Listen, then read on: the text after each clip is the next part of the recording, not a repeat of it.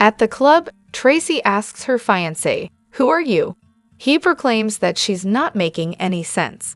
She hisses, "Stop it. Are you Alan or Martin?" He says he's Alan, but Ashley tells Martin they know what happened. They know Alan died in the fall. She challenges him to tell her she's wrong. He says that's quite the accusation. Tracy snaps, "It cannot be true." When Laurent doesn't respond, Tracy turns away. Jack asks how he could have done this to their sister. Ashley rails at him for going after her sister after making sure she was tucked away in that clinic for what he did to her. He tells Ashley she obviously needs more therapy.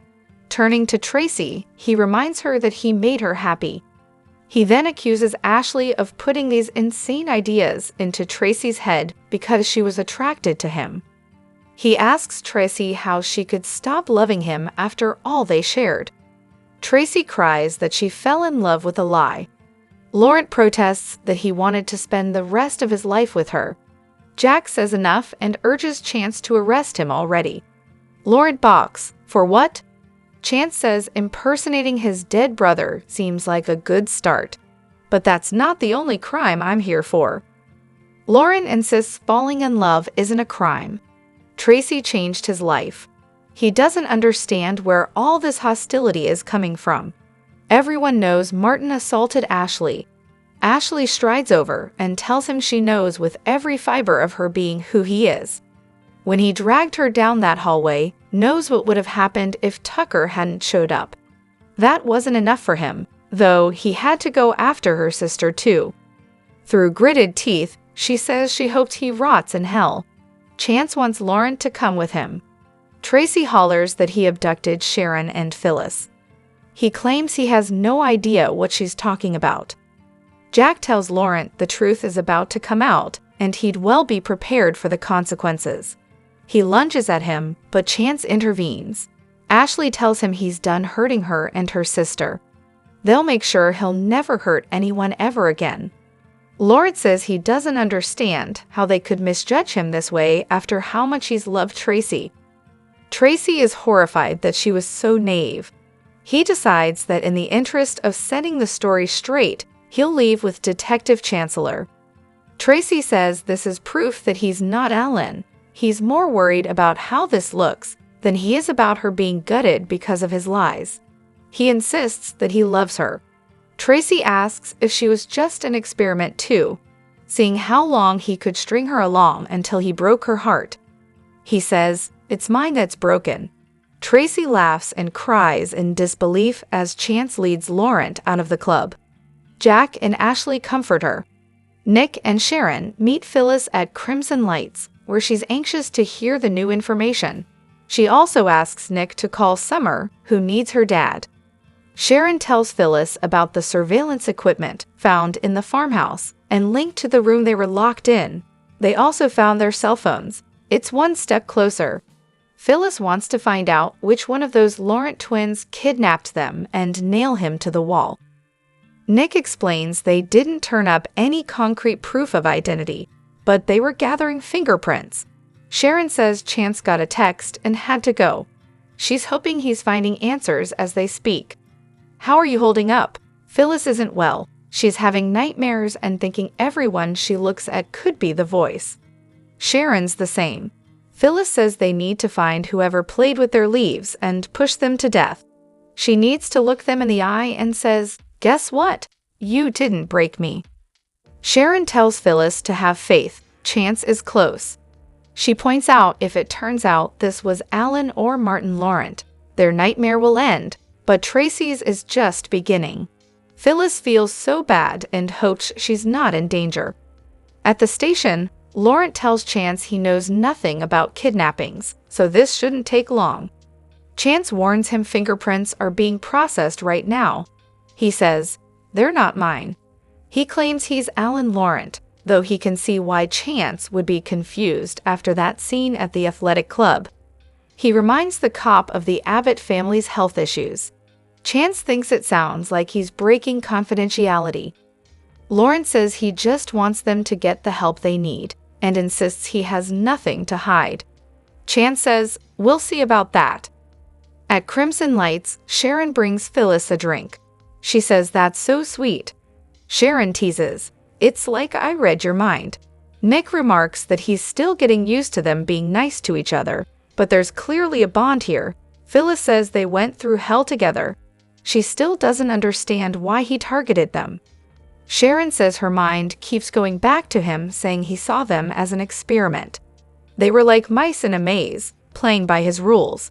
He messed with the wrong women. In the club, Tracy tells Jack and Ashley she can't believe she didn't see this in all the months they spent together.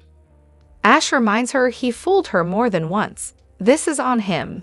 He victimized them and left them with trauma to deal with.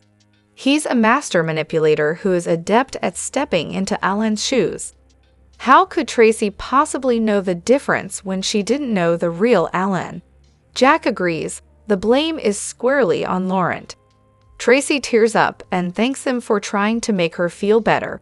But she brought him there and put them all in terrible danger. Jack asks her to stop blaming herself. None of this is her fault. Tracy feels so Ashley and Jack saw how loving and attentive he was. They all bought it. Tracy cries, "Why didn't I know it was too good to be true?" If he abducted Sharon and Phyllis, she's responsible for that too. At the police station, Chance tells Laurent that he has 2 women out there who insist on speaking with him. He guesses Tracy and Ashley are there and says, "Bring them in. I look forward to it." But it's Sharon and Phyllis who appear. Laurent asks Sharon and claims not to know who Phyllis is. Phyllis tells him he's a piece of and asks, "Why did you kidnap us?" Laurent says this is all an infuriating mistake. Phyllis wants to hit him. Sharon says it's not a mistake and they came for the truth. Laurent blames Ashley's did for all of this. She told Tracy lies about him. Sharon can see he's suffering from delusional narcissism. He understands she's looking for someone to punish, but that's not him. She came to him for help to prove her innocence because she trusted him. She can't possibly believe this nonsense. Phyllis and Sharon start reciting their captor's riddles out loud and ask, "Why would you kidnap us, torture us? What was the point?" He claims he has no idea what they're referring to. Phyllis pulls out a water bottle and asks, "Do you want a drink?" She muses, "Unless you're afraid." "Are you afraid it might be drugged?" He announces he's leaving. Chance says he's not. Sharon and Phyllis keep at him about his experiment. They know he kidnapped them, and they know he's Martin the psychopath. He says Martin is dead. Phyllis wants to know why he picked them. "Did you want us to unravel? Did you want us to fall apart?" They didn't. They won and he lost. Tracy figured it out. "We beat you. We beat you." Laurent pounds the table and screams, "Enough," as he leaps to his feet. Chance braces. Sharon muses, "Seems that we've hit a nerve." Laurent claims it's just that his life has been turned upside down. He wanted to marry Tracy and came back from Paris to this. None of them has a clue what happened here. Sharon asks what they're missing. Laurent says that they call Martin a psychopath, but even he didn't understand his brilliance until it was too late. Through his own therapeutic process and by watching him practice, he absorbed the therapeutic process by pure osmosis. He wanted to prove he was superior. It was a source of conflict between them. He wrote him off, but then he saw it. Martin proved he was a genius the night he facilitated Ashley's breakthrough in Paris. He did that. He succeeded where I failed. Sharon asks if he was trying to show his genius with her and Phyllis, get them to have a breakthrough. He asks if it worked. Did they solve their differences and reach a new awareness? Phyllis says, "No, your experiment failed. You failed. Your experiment made me and Sharon hate each other more." Laurent argues that they wouldn't be there as a united front if it hadn't worked. Sharon asks if he's kidding.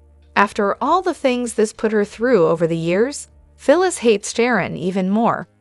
Laurent thinks this is reverse psychology. Sharon and Phyllis keep up the act, insulting each other and arguing at the top of their lungs. Laurent tells them this is heavy-handed if they're trying to get a confession. Chance says they don't need it. He has plenty of evidence. He hollers that they're bluffing. Phyllis taunts that no one is bluffing. His experiment failed. Your experiment failed. You're a failure. Loser. Sharon tells him Alan would be embarrassed by him.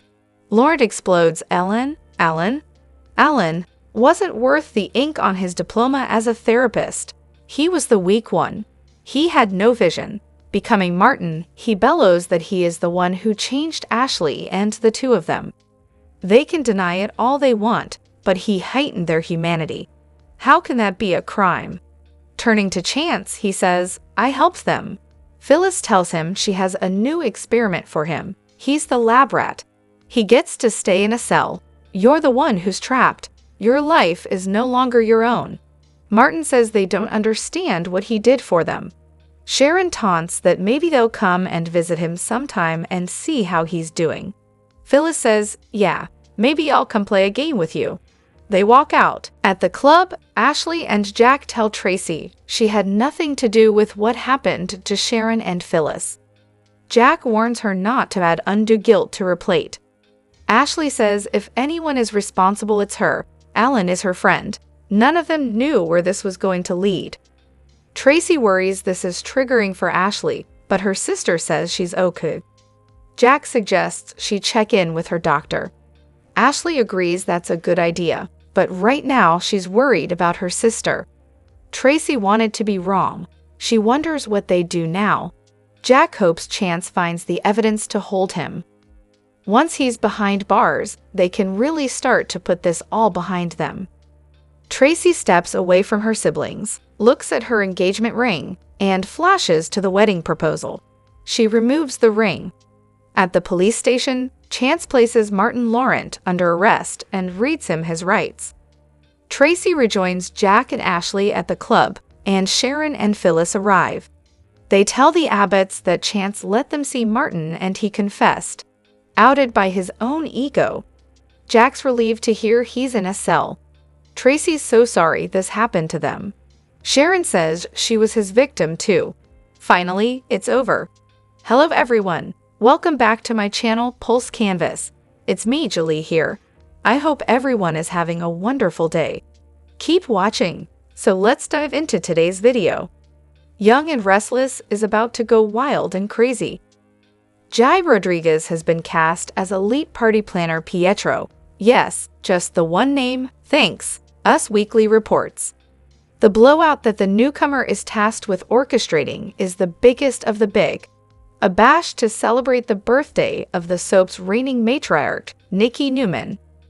Rodriguez's first of several episodes will air on Wednesday, May 28. If the actor's name and slash or face seem familiar, it's with exceedingly good reason. He was an OG cast member on Queer Eye for the Straight Guy. His specialty? Social interaction. Sounds about right for a party planner, eh? In addition to his stint in reality TV, Rodriguez has guest starred on everything from Grey's Anatomy to The Rookie and was a heaven-sent angel in Broadway's Rent. Our question to you is, who do you think has to turn up on Nikki's big night? Her long MIA sister Casey, son Dylan, who's been in witness protection?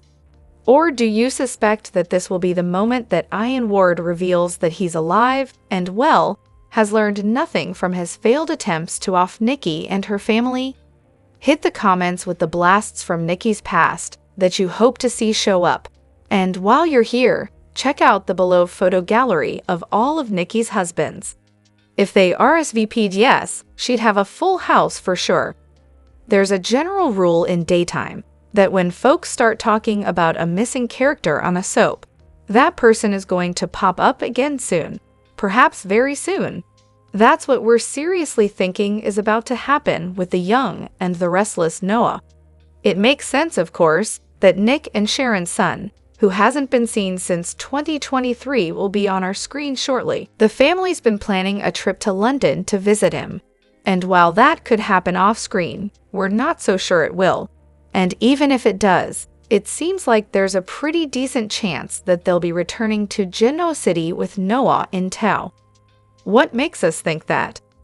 Well, Rory Gibson posted a photo over on his Instagram stories the other day of him sitting in what looks to be a dressing room with a script in his hands.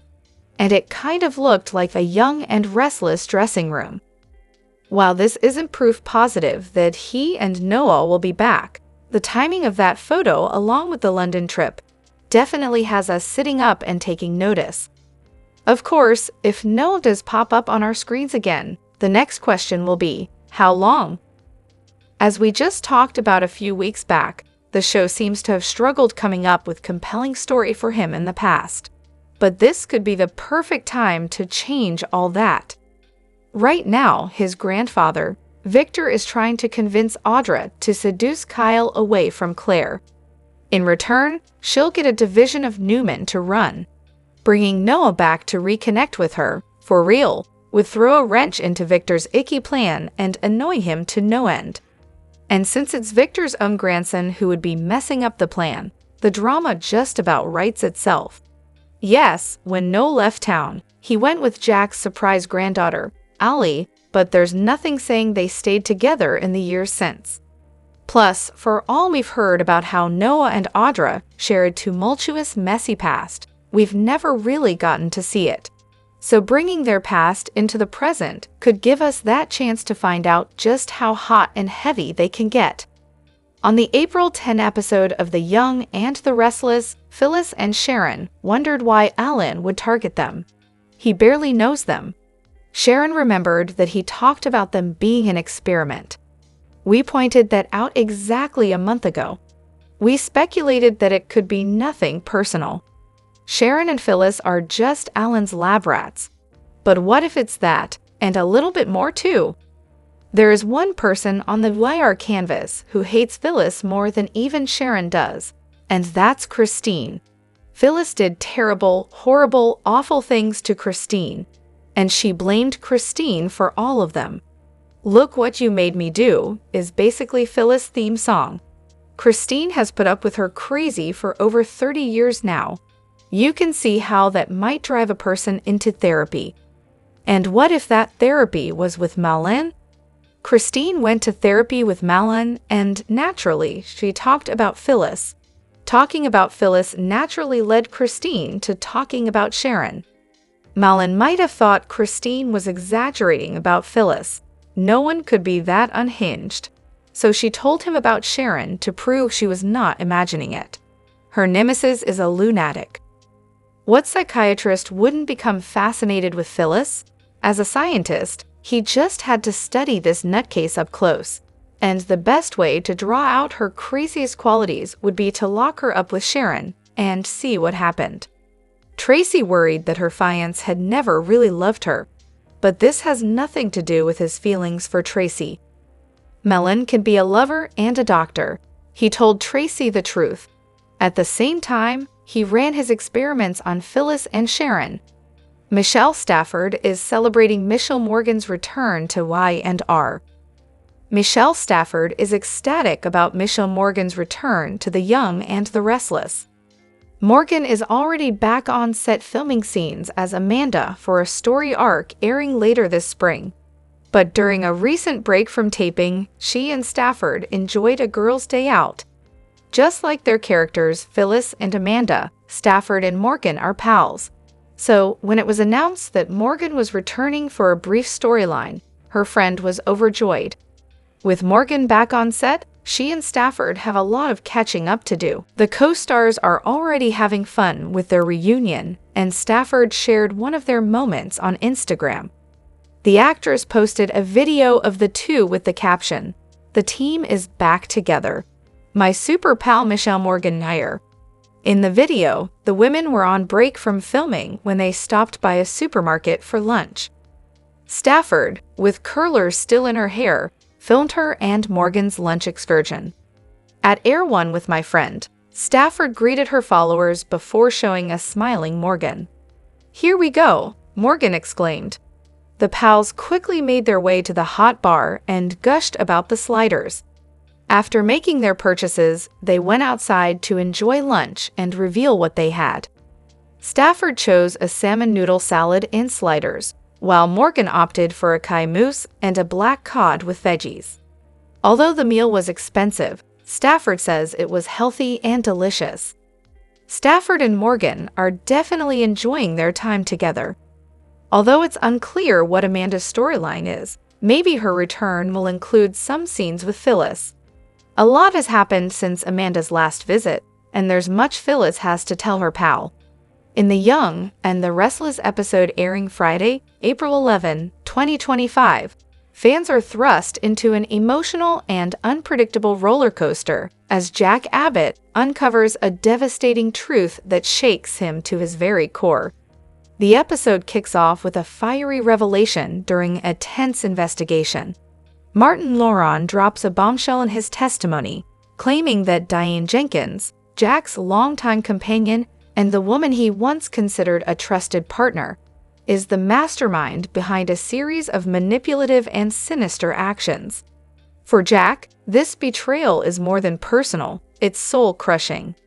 As the pieces begin to fall into place, Jack is forced to reevaluate everything he thought he knew.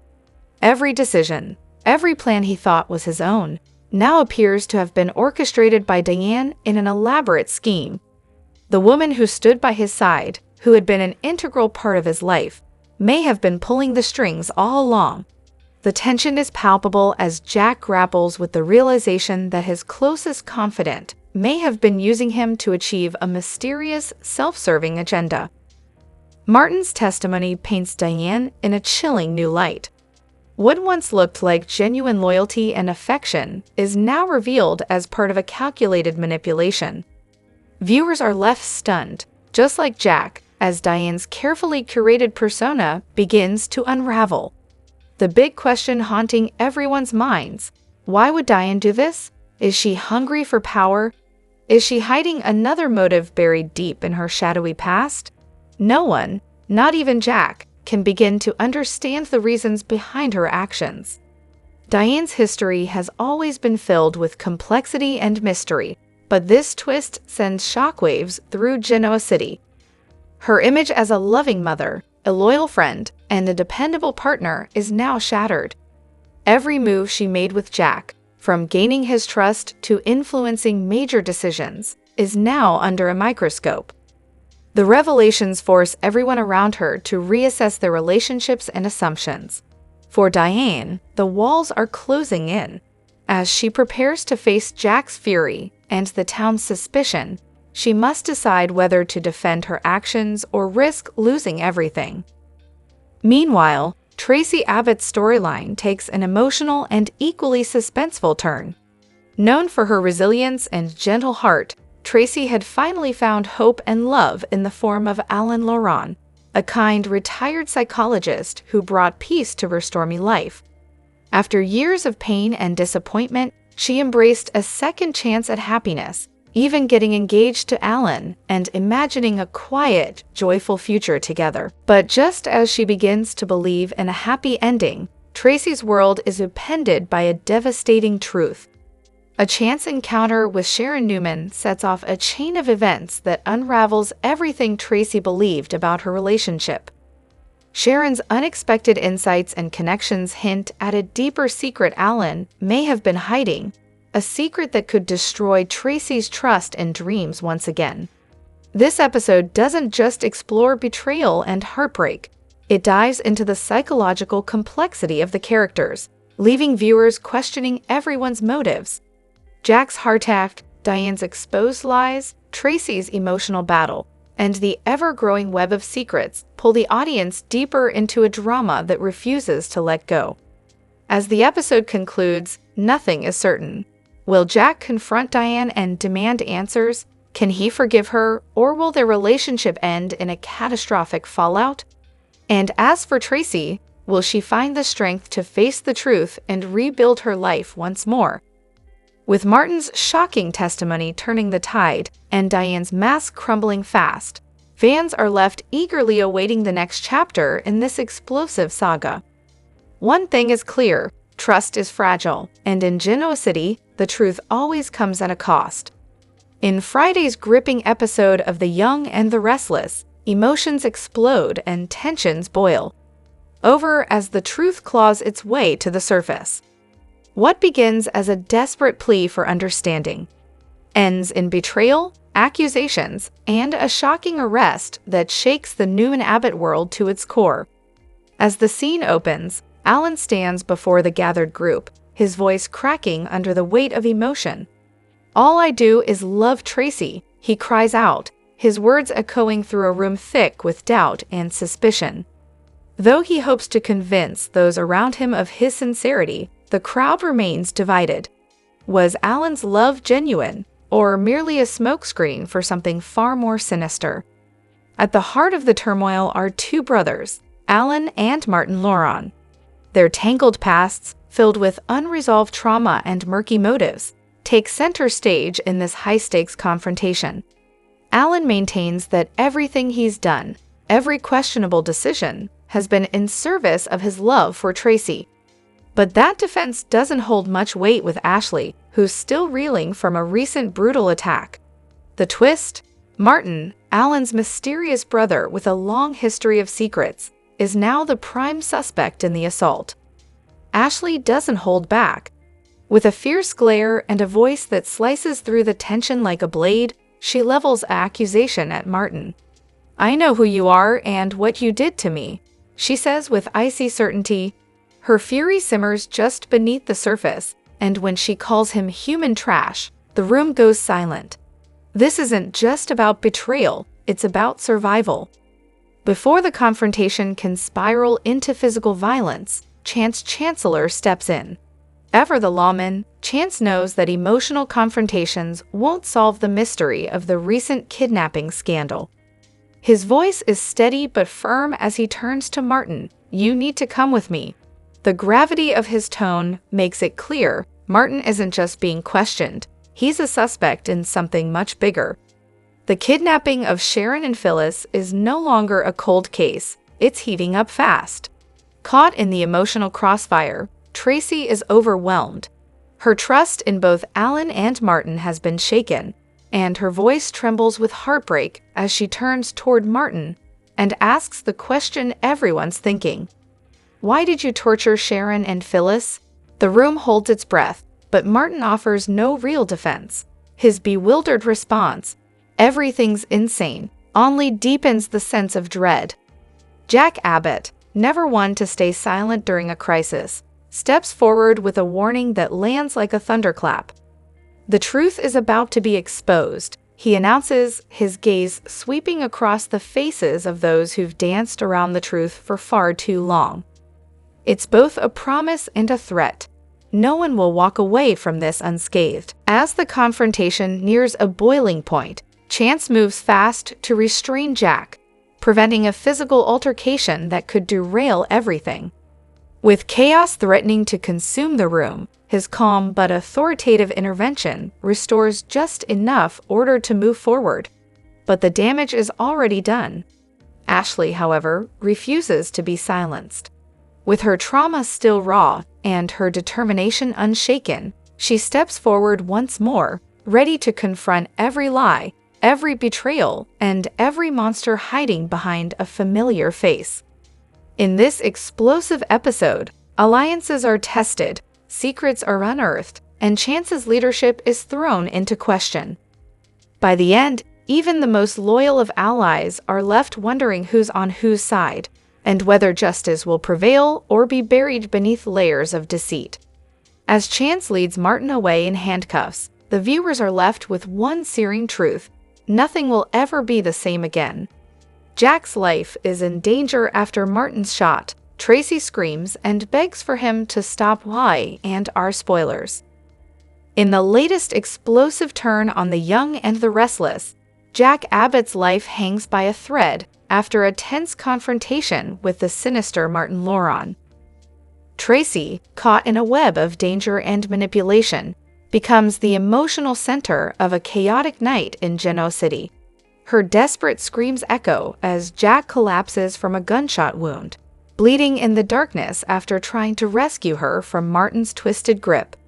Ashley quickly calls the police, but even with their fast response, Jack's condition is critical. He's rushed to the hospital, where doctors struggle to save him.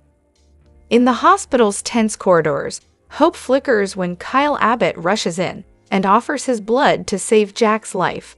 But as doctors conduct compatibility tests, a shocking revelation shatters everything.